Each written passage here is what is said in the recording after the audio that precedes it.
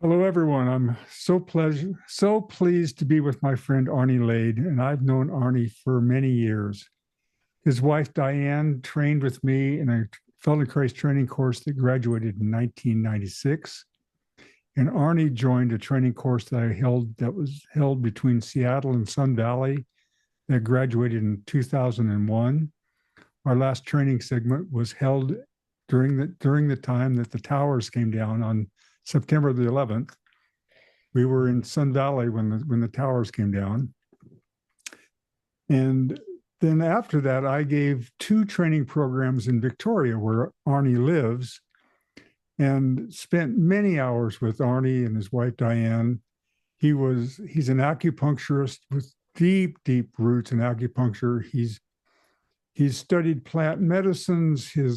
He has a teacher from India, Babaji, who he clearly adored.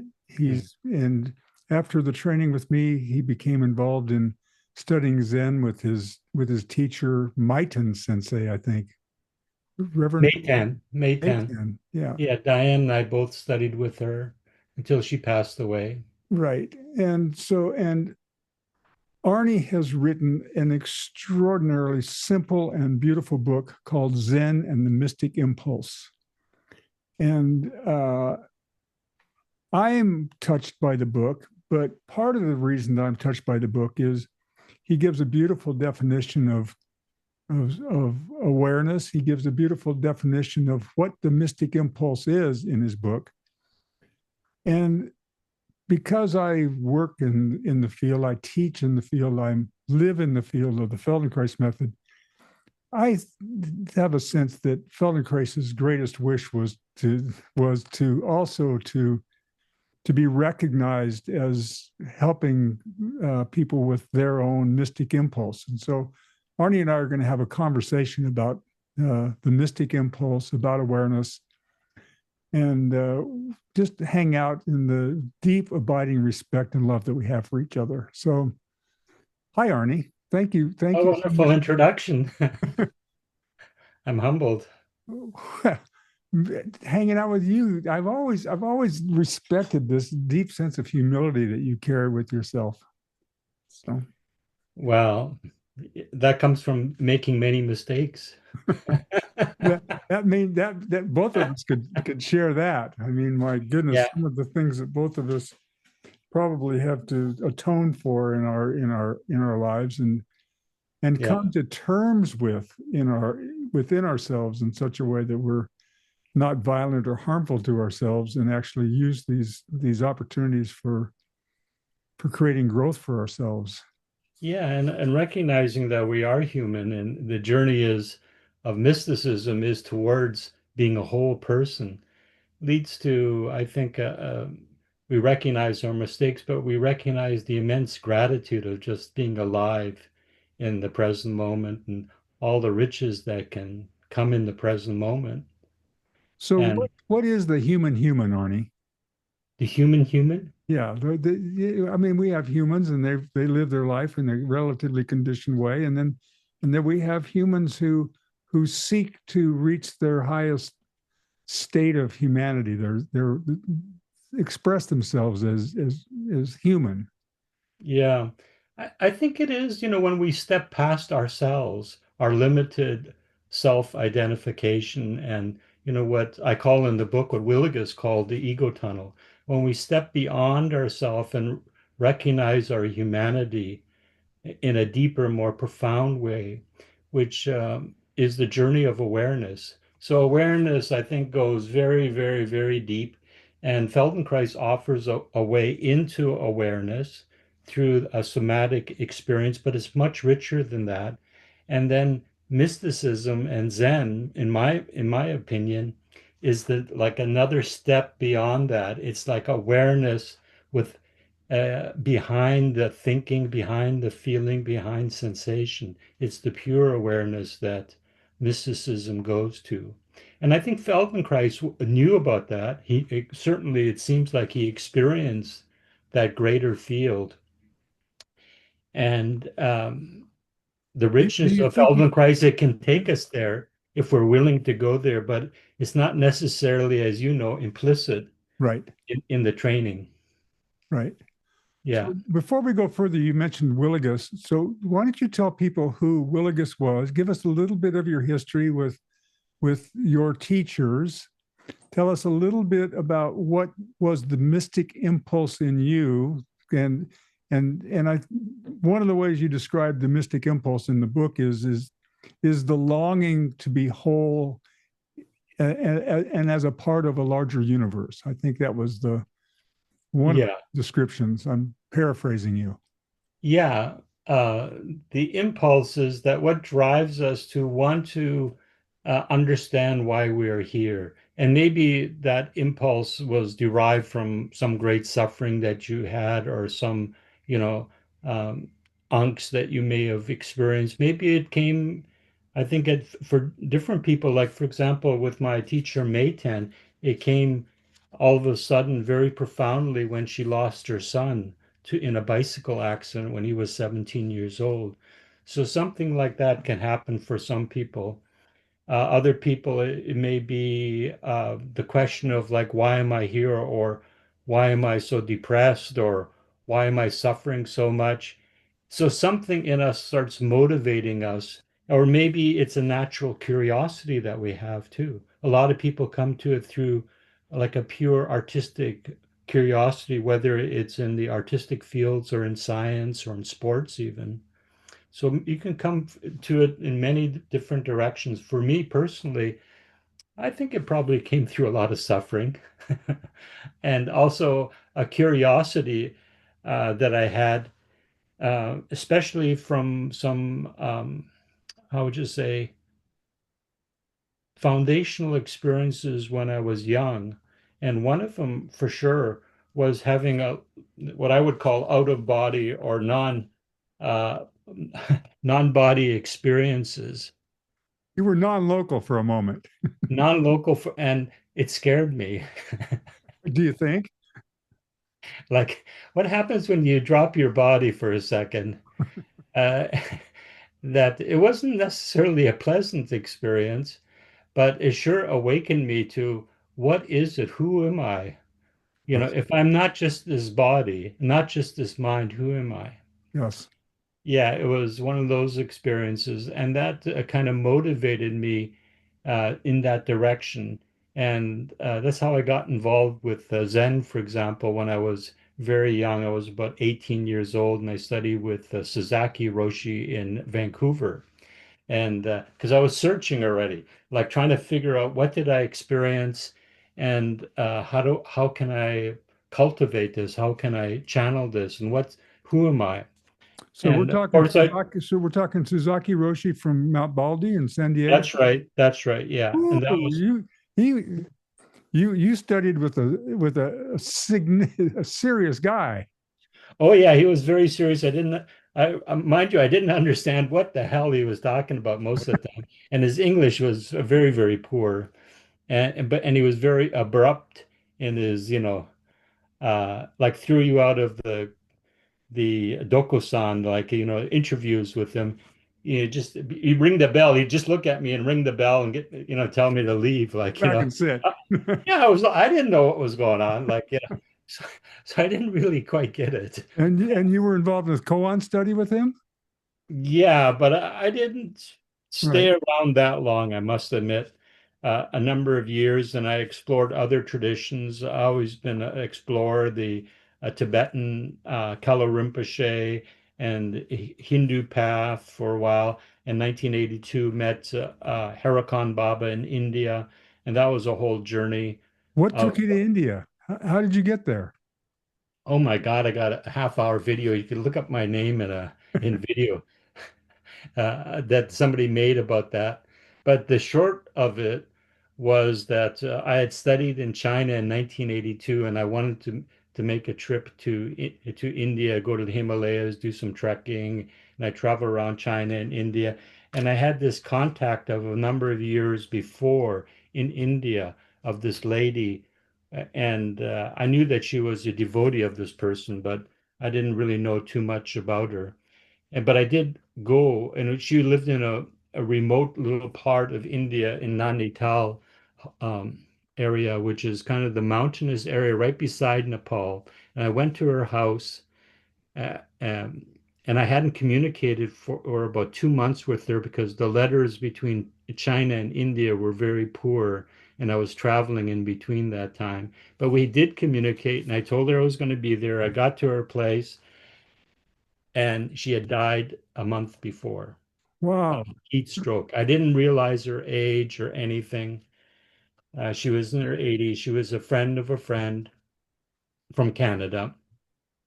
So her husband said, maybe there's a reason why you're here, and very kindly he listened to me, but I knew it wasn't right. It wasn't really the time to stay with them. So he sent me to her teacher, Harakan Baba, which was an amazing journey. Actually, it was like 4 or 5 hours of walking through the jungle. You needed a guide to get there, a remote little village and in the middle of nowhere. And I had a wonderful connection with this person. And it was my first time I met somebody that really touched me in a deep way and gave me like one experience that I had, I would call, um, we talk about in Feldenkrais a lot about gravity and being in gravity and maybe out experiencing being outside of gravity, like we are not bound by gravity, the heaviness of gravity. There's a levity to us, and that was a spontaneous experience that I had with Harakan Baba. Was walking with them, and his embodied self, his presence was he was able to somehow impart that spontaneously to me. And so I had experiences like that of something that was transcendent in me, a part of me that was outside of my normal self.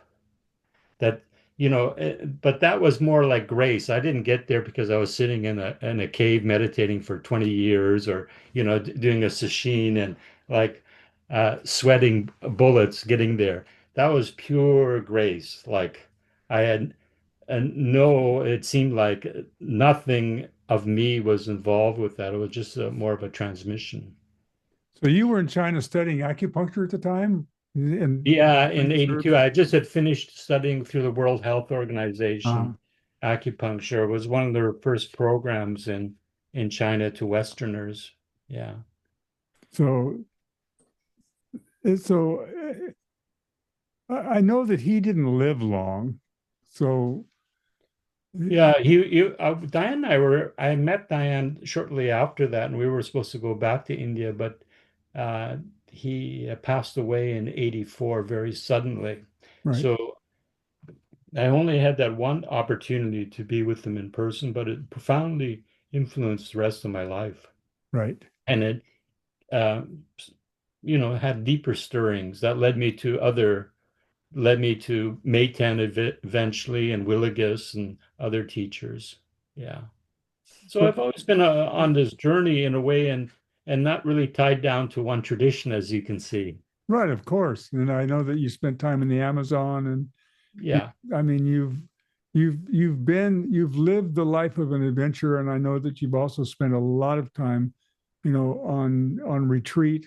So and in Mm, retreat. So mm, uh so when you have the grace experience, then that sparks, in a sense, the mystic impulse. mm, But you must have been magnetized in some way internally. There must have been some internal.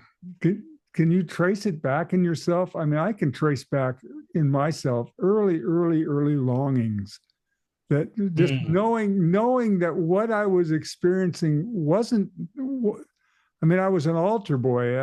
For the Episcopal Church, and I can remember sitting, and performing the tasks of an altar boy with the priest who was getting ready to perform communion, and listening to the Gospels, and having a sense that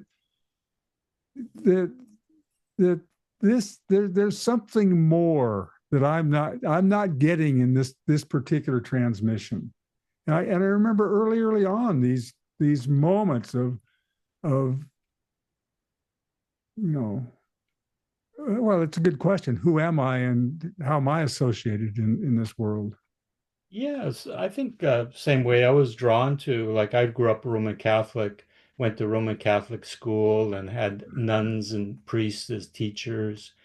And but there was nobody around to really tell me what was behind all the symbolism and seemingly magic and these rituals that didn't. There's something that spoke to me. I was interested in it, but no one could really discern for me and build up like a spiritual formation in any way. Right, And so eventually I left that as a teenager, became disinterested in that path. And certainly with Willigis, because he was my teacher in Germany, he was a Benedictine monk and a Catholic too, and a German. I'm from a German background too. And so there was a convalescence of a convergence of interests and the background, and there was a great healing that happened without even talking about anything like that. And through him, I started to appreciate the deep mysticism that lies in all the spiritual paths. right, He was able to bring that out, bring that forth in my understanding, in my experience. And so I got to really appreciate uh, like that all spiritual paths lead to the same summit, but it is the mystical part, those people that go past their own doctrines and ideas that can step past what they know to the unknown right. really spoke to me. Yeah, Yeah, yeah, yeah. And which is like we go back to Feldenkrais, right? It's going from the known to the unknown. right, In the lessons in Feldenkrais, of course, it's defined more in the field of somatic experience. We step past what we have perceived to parts of us that are unknown before and right, integrate them slowly into ourselves. right. And Well, when we do a lesson well, we actually cascade new neurological information through the whole of ourselves that takes us for a few moments and inhibits it, puts aside our history so that we step into a new representation of ourselves. And I think that's just a metaphor for having a sense of wholeness and relating ourselves with the world and the environment with a different sense of wholeness. And I think that we can at that point we can assume that there's that awareness that we come to is just a part of a greater awareness, but we don't necessarily know how to pursue it. right, right. And I think that's the implicit training in what I would call the mystical paths, is that we go towards sensing awareness that it not only overlaps or the self-image and the sense of self, but it goes beyond that to the greater field, which is like the pure awareness that has no self, that has no object, no subject, that is in the field itself where we start disappearing, which happens in Feldenkrais too. We know that for a lot Yes, of people, we all of a sudden have these experiences that where there is the self disappears and we're only your pure experience. being, pure Yes, experience, right? yes, Yeah, and I think that's something that, yeah, I don't know. I think you try to express it in your teachings, I know, Jeff. But I hope that more and more in Feldenkrais that this can be in the general, educational field, this can be brought out because I think there is a wonderful link that these two aspects, especially like in meditation, a lot of it is focused on the yes, stillness in movement. Of course, there's always movement, and in the Feldenkrais, it's more focused on the movement, but yet there's stillness in that. we experience the stillness in the moments of where there's a gap. All of a sudden, the gap kind of appears to us in a lesson where we're just laying there or we're just in the moment. Yeah. Yeah. The I think one of the things that's really clear in the world of awareness is the specificity that you have to be in. You can't hide yourself in generalities, in thoughts, in small old historic behaviors. That there's something about the specificity of what's taking place in the moment now as you initiate a movement that's new, that you where you the past is put aside, you've inhibited, and you're actually generating something new. And then the specificity with which you can attend takes you to an even quieter, more observant, more capable place. And I think that's the doorway to into awareness. Exactly. Yeah. That is the doorway into awareness. Yeah. In Zen and Buddhism, they would call that a Dharma gate. There are many Dharma gates, and for sure, Feldenkrais to me has always been a gate where we could enter that greater field of awareness and abide in it for different lengths of time and take it from the practice into our daily lives. My friend Dennis Leary often said it leads us to a moment of unadorned worldly engagement. Hmm. Just that this is that slight crack in the worlds where you're just not this and you're not that, and then there's this Yeah. infinite state field Yeah. that's Yeah. unadorned. It's not a part of history. Right. No, that's very beautiful. Yeah. And yeah, there's many different names for that state, of course. Well, that's Yeah. the thing that you do so well in the book is you provide you context and definition for so much of this. Hmm.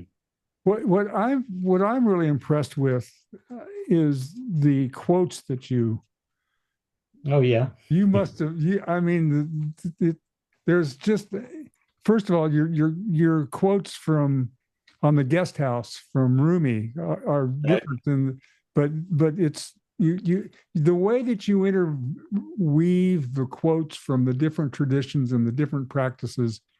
I was really enjoying. I mean, I have a background. I was sort of Right. raised part of my early, in my late 20s and early 30s, I was at the Institute of Transpersonal Psychology, and I read and read and read and have continued to read, so much of the material that are source material that you've used, but that you've woven together so nicely to tell the story that you tell. Hmm. So, Yeah. how did you go about, you know, you weren't look. I mean, what did you do in order to pull those sources together? I can imagine you must have spent time on some island somewhere putting all this stuff together and writing and just spending hours with that. Well, I'm no natural writer. It's always like been like it's torturous for me to write, I must admit. So there's a self-confession right there. It's a very torturous process. And I've written other books, of course. You know that. But I hadn't written in 25 years. So I had to, first of all, put myself apart from my daily life in order to write again. Like my brain does not work the same way 25 years ago. So luckily, I had um, there's a place on Bowen Island, one of the islands outside of Vancouver, that has a writer's retreat. And a friend of mine told me about that, and you can apply for it. And so I applied for it and had a month all by myself in a beautiful house overlooking the north shore of Vancouver, the mountains and the water. And I just needed that space. I had a lot of notes from my time in Germany, and Willigus was very prolific, not only my experience with him, but his writing, he wrote about 30 different books, maybe more. A lot of them, most of them are not translated into English.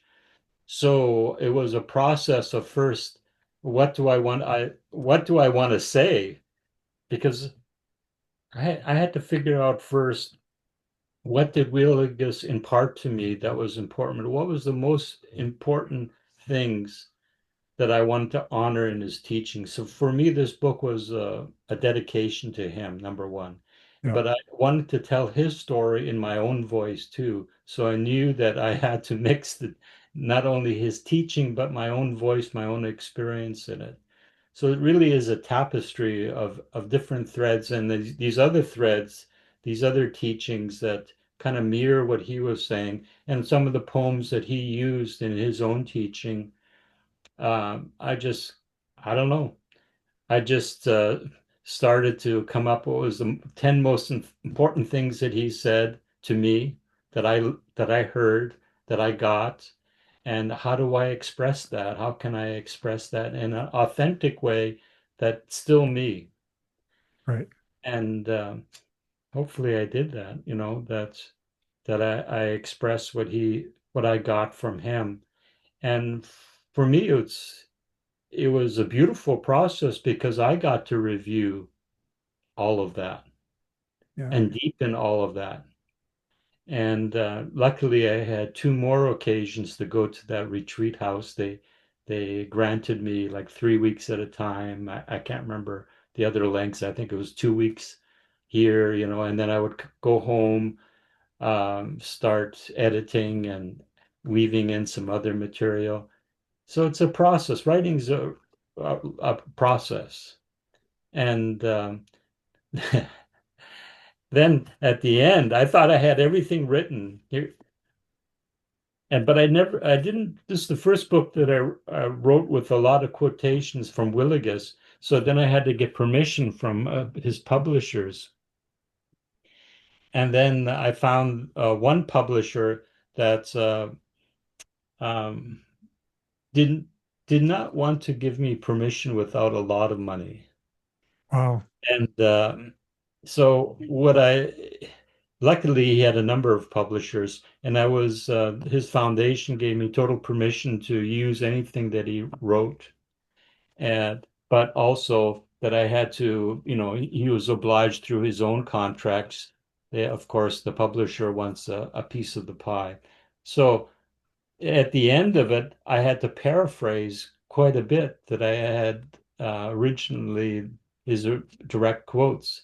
So that was a whole other process of deepening of the work for me. I had to take these ideas that he expressed very clearly and put it into my own voice. So there's a nice balance of his quotes and then me having to say it in a slightly different way from my experience of it. So, anyways, writing is it's Well, hair pulling at times. it's so fortunate that you spoke German and you could read German and translate the German because it's so you had access to so much material that someone like myself wouldn't have.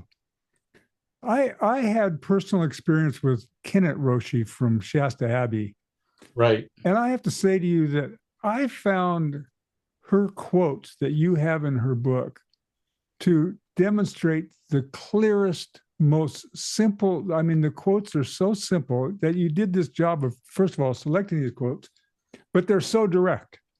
They are just, and I'm sorry I can't pull up one of the quotes right here now, but I just appreciated so much that the quotes that she gave just were, there wasn't any muss or fuss. It wasn't any long. It wasn't flowery. It's just chunk, Yeah. right to the point. Yeah. And yeah, well, I deeply appreciate that tradition, and that's where, Diane and I had the teacher Mayten McGuire that lived here in Victoria, and she was a student of Geo Kennett. And so she lived in that Mount Shasta Soto Buddhist monastery for I don't know, I think about 20 years, maybe 25 years before she left to start her own priory here in Victoria. And yeah, I really appreciate Geo Kennett's. I didn't know her. I've never met her like you did, but she sounded like a real powerhouse of Ooh, a person, and very direct and very clear, and probably a little bit eccentric too. well, uh, her past was so interesting to me. She was an English woman who went to post-war Japan and studied Zen in a patriarchal Zen society. She was a homely woman. She was very tall. She had a big blemish or pimple on her face. She was a pear-shaped English Mhm. woman, but you know, the story that came with her was that when she achieved Kensho and she'd spent her time, you know, studying, that they gave her a um, they gave her a, what's it called, a temple to care for, in which the priest before had died of malnutrition, that no one supported the temple, and she made that temple thrive. And I have to say that whenever I was with her, I was with absolute beauty. There was never a moment that you never saw her as anything other than absolutely. It was like she just beamed another way of beauty, sort as being a source for beauty. It was really stunning to be around her. Yeah, and she really taught many. There's many still today, many monks, disciples of hers that really are carrying forth her message, and she conveyed something was very, very powerful. Right, Yeah, in her teaching, and right. I really appreciate that. And what she brought was very unique to North America and to the whole tradition of Zen. And Willigis, in a much different way, brought a different tradition Yeah, from he lived. tell us about that, because I'm really curious about that. How he combined his being a Benedictine monk with Zen. Well, yeah, that's a fascinating story. Um, well, where to begin? There's many directions of where to begin, but let me begin with there was a person named Imoyo LaSalle, Father Imoyo LaSalle, who was a Jesuit, who was a Jesuit outside of just right at the border of Hiroshima. Uh-huh. He went there in the 1920s, and he studied Zen. He was one of the first Westerners to study Zen in the 30s. And he survived the Hiroshima nuclear blast. I think half his monastery got killed, and but he was very, very important in starting the Zen tradition in Europe. He would go over there and and train other, especially Catholics, for a while.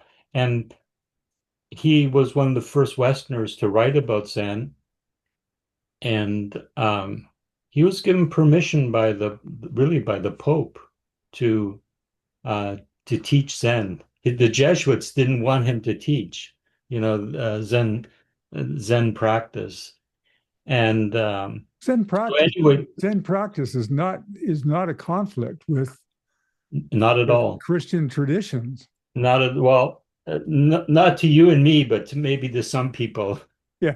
Well, I mean, In the Vatican, there is a conflict, but it wasn't for him. And he met Willigis, and Willigis was already, very interested in mysticism. So he had studied all the Catholic mystics, from John of the Cross, Teresa de Avila, Meister Eckhart, Johannes Tauler. There are so many mystics that were teaching um, in the past, but it wasn't alive. He couldn't find it in the monastery. He had entered the monastery directly after the war, and he was deeply interested in mysticism. And when he found Zen through Imoyo LaSalle, he knew that in it was a way of going deeper into his own Christian practice. He Right. intuitively felt this was, this is going to help me to train and go deeper, go and he luckily his order had started a house, a Benedictine house in Japan, where he went and lived for 7 years, and that in that town was also a famous Zen master, Yamada Roshi. And that lineage, what we call Sambo Kyotan, was like a reform movement of Zen that tried to combine the best of Rinzai and Soto together. And um, a lot of people, a lot of Zen practitioners in the West and North America come from that lineage. So, and Yamada Roshi, he was not a priest in, as far as I know, he was a secular Zen master in that tradition. And he was one of the first people to actually say, yeah, I'll teach Christians Zen meditation. And he felt that Zen was Zen in the pure sense is a mystical tradition that takes, in my mind, we go past the doctrines of Buddhism into experience. Yeah. Sure, there's Zen Buddhism that is founded upon all those principles, but here in the pure experiences, Zen, we're going past the doctrines Right. into experience. And he believed, Yamada Roshi, that just as a Buddhist will change by practicing Zen, so can a Christian Right. become a better Christian by Right. practicing Zen. That there and Willigus, because he already was practicing, he was on his own a Christian contemplation, which is a path very similar to Zen in essence, especially the form of contemplation that he was practicing was closer to what we call in Zen shikantaza, just pure sitting in awareness. And contemplation was already there, but he had a teacher now that can take him deeper and deeper and deeper into that experience. And he did. He stayed those 7 years in Japan and had his experiences, and it informed and changed his whole perspective of Christianity, Buddhism, and what mysticism was. Yeah. Zen Mind, Beginner's Mind was one of my early books in my life. And you can read the first page and pretty much get the entire idea of the book because Suzuki Roshi says something very clear. He says that if you've joined the practice of meditation and you seek anything from it, it's not meditation. Right. Yeah. Yeah. and if you enter into a Feldenkrais lesson with any intention whatsoever for an outcome, it it really isn't Yeah. the lesson because you're bringing your history, you're bringing your will, you're bringing the story to the lesson. You try, you look for an outcome there, Yeah. and so you're faced with the conundrum in any of these traditions as to how not to try or how not to do anything or how to simply be in the experience without judgment, without the other voice of what in the hell am I doing or whatever the voice is. Mhm. It's Mhm. it's very pure practice, you know. Totally. Yeah. Yeah. That beginner's mind, that is the essence of really, when we can enter into that, whether it's Feldenkrais or Zen, the Right, present moment leads to, another description of the present moment. What I would call presence is the being in the immaculacy of the present moment. right. Yeah. In the Christian tradition, that's what it's called. The purity of the moment, and where you're that, in Chinese we call it wu wei, the Right, effortless effort. right. Yeah. And to me, that's presence, the being in awareness in that moment of effortlessness.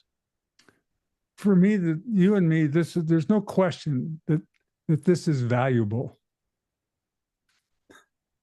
I mean, the idea, just disappearing of the any sense of the self as a transcendent property, transcending the my known gravitational story and field, and then having whatever that is open in me and be expressed through me in some kind of way, in whatever limited way that it can come through me, because I'm a pretty faulty container, to be perfectly honest.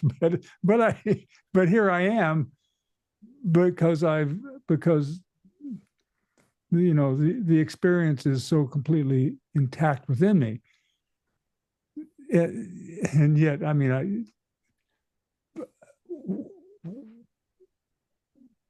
the biggest thing that I think we face in some ways these days is that people don't understand that there's deep value in this. Yeah, that we come to our full potential when we actually go beyond ourselves. We transcend ourselves for a moment. Even those small moments Yeah, leads us to a wonderful experience of connectedness, belonging. And in that belonging is that profound sense of love, right, which to me is like the foundation of everything. That behind this facade and all this, uh, the duality that is present in how we experience life. right.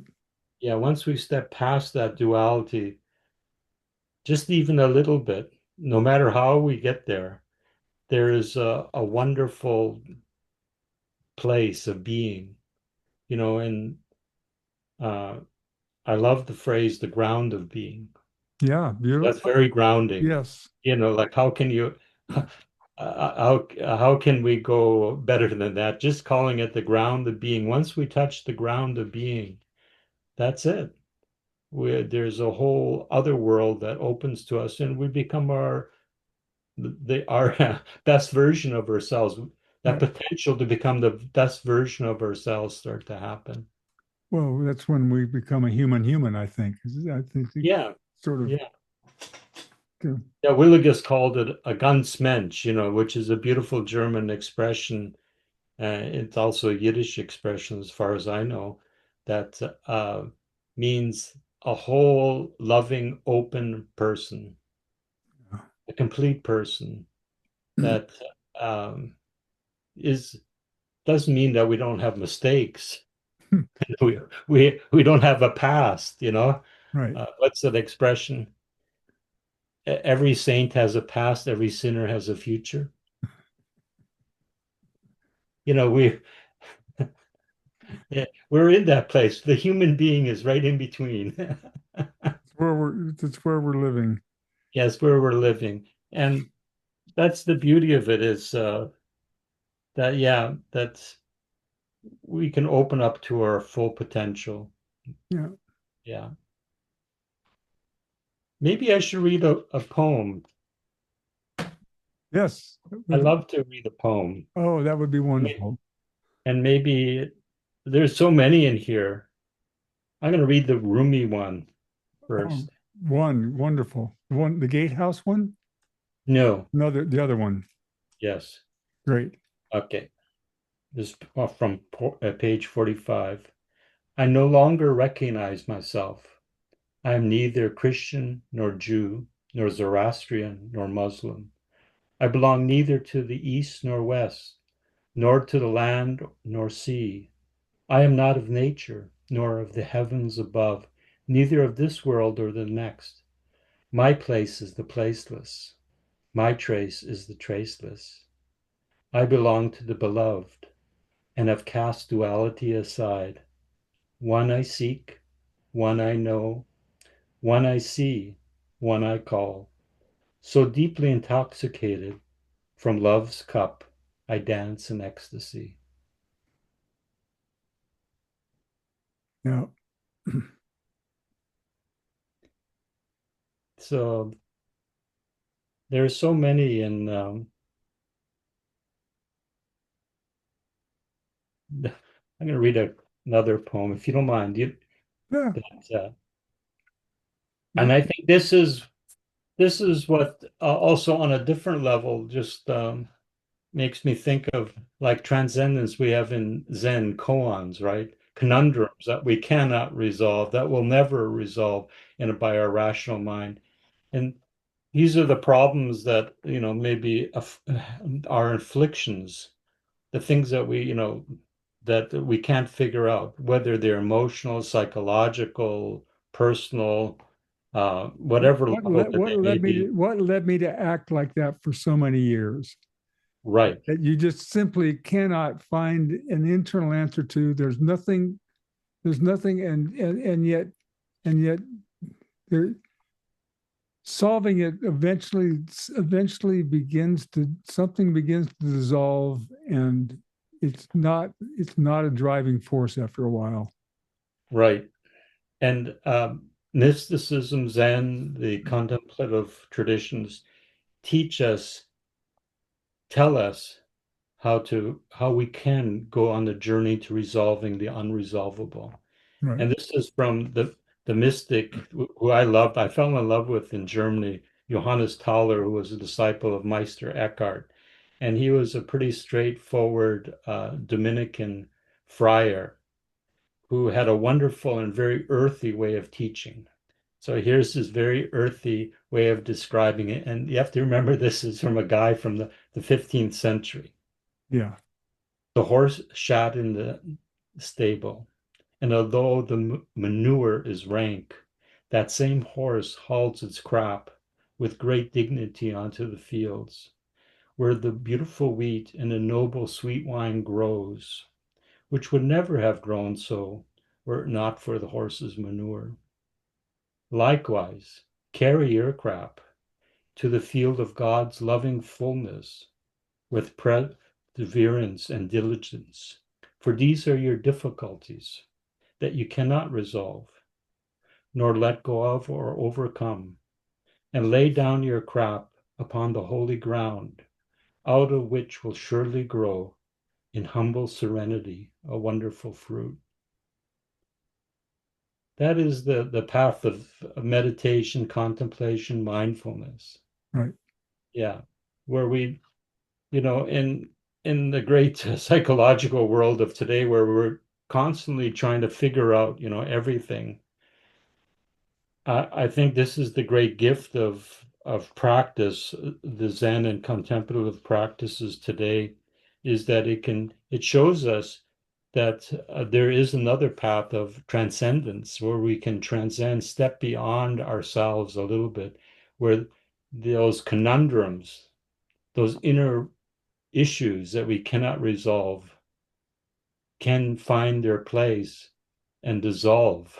There's Right. no need to resolve, but they can dissolve Right. through awareness. And then the awakening is when those moments when it's like the aha, Yeah. see past our own difficulties. When we grow a when we create the ground for growing sweet fruit. Yeah. Yeah. Hmm. Ah, I'm feeling kind of complete right now. How about you, Arnie? Yeah. Maybe one more poem. We shouldn't ask. We should. I think maybe we can end on something. Let's see if I have another.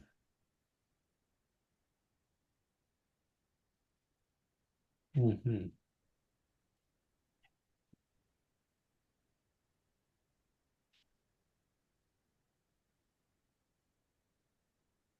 No, I always. Okay, I'm going to read another one. My last one here, I think today. This is of Ibn al-Arabi. Al-Arabi is another name. He was a Sufi mystic who went across the desert from Spain all the way to the Holy Land. And he lived about the same time as Dogen, which would be about the 12th century, I believe, if I'm not mistaken. And I think it exemplifies when we step past our boundaries. What is it that in the end that we find. And he writes, "O marvel, a garden among the flames. My heart has grown capable of taking any form, a pasture for gazelles, an abbey for Christian monks, a temple for idols, a Kaaba for the circling pilgrim, the tables of the Torah, the scrolls of the Koran. I follow the religion of love. Whatever way love's caravan takes, that shall be my religion and faith." Love is the wine. Yeah, I, as Willigus would say, that's at the end of life. That's what we'll have in our hands. Hmm. Yeah. So thank you for this dialogue. Yeah, I'm open for anything more. As you know, it's just such a pleasure, and I'm always so honored when you come to my ATM classes, and it's a real treat, and I know that that I just have always appreciated that we've just shared a mutual respect for so long. So greatly appreciative for our time together. Yeah, and I'm really appreciative likewise for your presence and all the wonderful lessons and learning that I've done over the years with you. And yeah, and maybe we could you continue your work. Should I tell people about the time when I had a frozen shoulder and you had an acupuncture needle from one side to the other through my shoulder that it's like a 6-inch I, needle, and I looked over and there was a needle in front and a needle behind, and it was all one needle. well, you can. I'm retired now. It won't scare anybody off now. That was one of the great moments of my life, was to look over and see that there was this needle that was through the middle of my shoulder from one side to the other, and you were heating the needle so that the inner part of my shoulder would. Maybe that was an expression of Moshe's making the impossible possible. Well, again, we've had great moments, and so Yeah. thank you for this great opportunity to be with you, Arnie. All right. And are you gonna post this? I Yeah, I'm believe. going to post this with Feldenkrais first, and I'm going to see if I can't get it. Well, we have some people that post things for us at Feldenkrais first. I'm going to see if I can't post this out into the Wonderful. YouTube world and the other parts of the world, or take parts of it or something and do something with it. Wonderful. If you want, I'm more than happy to share things beforehand, or we're just yeah. Yeah. All right, Very good. all right. Very, maybe a benefit to people. I hope so. Your book is beautiful. I hope the Thank you. people that are a part of my Feldenkrais community, who want to understand some of the deeper implications of what we're doing in our lessons. I hope they'll take the time to read the book and be inspired by uh, really the reflections and the simplicity that you've brought. So Thanks, Jeff, and thank you. we'll see you in class in your Soon. class. All right. Take care. Bye. Goodbye.